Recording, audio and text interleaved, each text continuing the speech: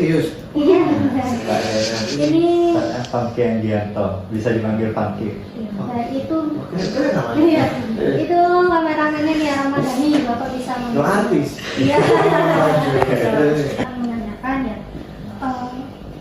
bagaimana berdirinya Muhammadiyah, contohnya kayak misalnya berdirinya sekolah ini bagaimana ya Pak ya? Mungkin dari tahun berapa sampai gimana, sejarahnya bagaimana?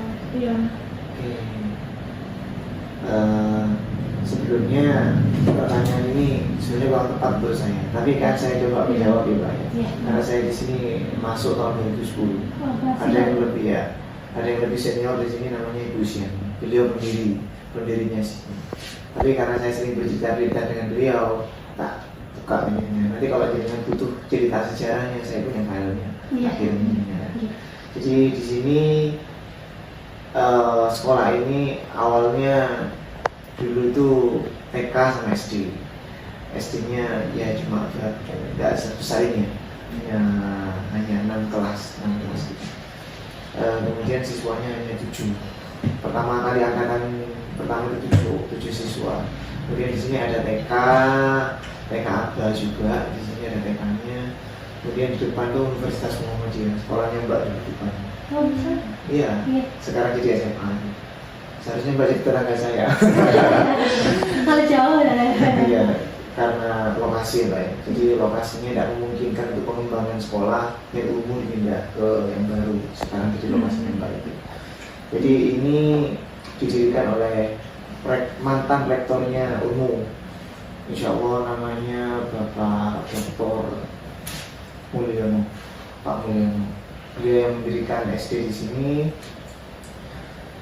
Ya guru pertama Bu Siam itu yang tadi saya sebutkan. Sampai sekarang beliau ada di sini.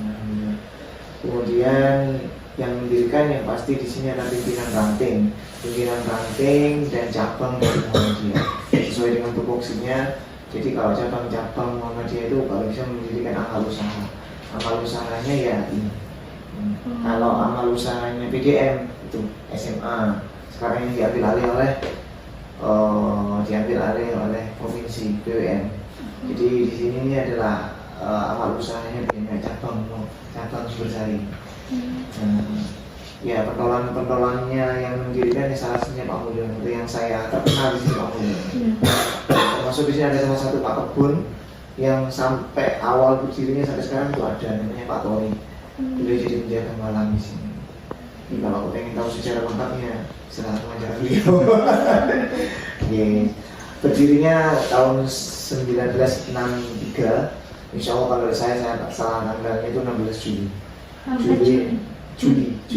Ya, 16 Juli 1963. Itu berdirinya SD-nya 1983, 63 ya. 83. Berdirinya TK dan SD di sini. Setahunnya saya berdirinya ini. Kalau TK-nya saya nggak tahu. berdirinya Karena TK-nya dipindah waktu itu. Oh, berarti Jadi nggak tahu di bulan mana saya nggak tahu. 1983 itu sudah SD ya Pak? Nah, itu yang saya nggak tahu. Setahu saya itu ceritanya Bu Sian ini, ada TK-nya di bawah Pak. Tapi nggak tahu TK-nya duluan apa SD-nya yang tidak lahir duluan, itu saya nggak tahu. Karena TK apa kan wilayahnya Aisyah, jadinya kan ya saya nggak tahu banget sih sejarahnya Aisyah mendirikan TK itu gimana. Terus pindah kemana saya nggak tahu juga. Ya seperti itu. Bagaimana cara Bapak untuk menyampaikan materi Islam kepada murid-muridnya agar muridnya lebih paham mendalami tentang Islam dan Muhammadiyah. Jadi ini tidak hanya menyangkut saya Pak, ini sekolah. Jadi kita karena sistem maka otomatis kita mengikuti kurikulumnya Muhammadiyah yaitu Ismuba. Jadi Ismuba ini terdiri dari Al-Islam, Muhammadiyah dan bahasa Arab. Itu kurikulum paten gitu. Cuma sekarang ada kurikulum tambahan dari BUMN, khusus BUMN Jawa Timur katanya, yaitu beris, ditambah bahasa Inggris. Kenapa? Karena bahasa Inggris ini modal untuk keluar dari istilahnya itu apa ya, bisa mengenal globalisasi, karena itu ditambahi di BUMN Jawa Timur Ismu Baris dan itu dipakai di sini. Kata Islam, kemudian bahasa Arab dan bahasa Inggris. Seperti itu. Maka karena itu walaupun SD yang lain itu ada yang tidak mewajibkan bahasa Inggris, kemudian SD yang lain tidak pakai bahasa Inggris, tapi kita mengikuti aturan BWM agar generasi Muhammadiyah khususnya itu bisa mengglobal di dunia itu, Mbak. Jadi seperti temanya utama mencerahkan semesta. Kalau kita tidak tahu bahasa global kan gimana kita mencerahkan? Karena itu di sini diajarkan bahasa Inggris. Seperti itu. Biasa di dalam Kan sekarang ini kan di era globalisasi ya Pak. Kan sekarang udah modern semua sih. Nah, selama ini apakah ada kendala saat Bapak mengajar ini di unsur kemuhammadiyahan? Terkait dengan globalisasi gitu, Pak? Iya. Apakah ada kendala ya, untuk mengajar unsur kemuhammadiyahan?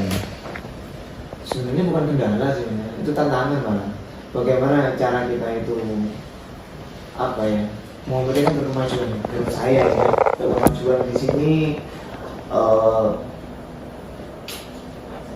guru itu kalau ngajar coba ceramah kalau bisa ya ada media, ada istilahnya baksos, ini keluar beneran menerapkan ilmu Muhammadiyahnya gitu. Tapi yang jelas memang ya salah satu kendalanya salah satunya ada guru yang tidak pintar IT dan juga mau belajar IT itu mau, tapi harus dibarengi sama yang muda-muda, ya namanya saya gitu ya, dikumpulkan sama senior saya gitu. Ayo Pak, barengnya aku Pak, ya apa caranya masang kayak gini loh, ya barengnya ya.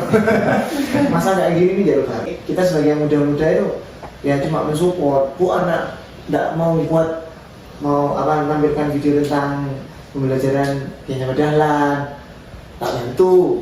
Jadi kita tuh di sini kolaborasi gitu, antara yang senior sama yang muda seperti itu.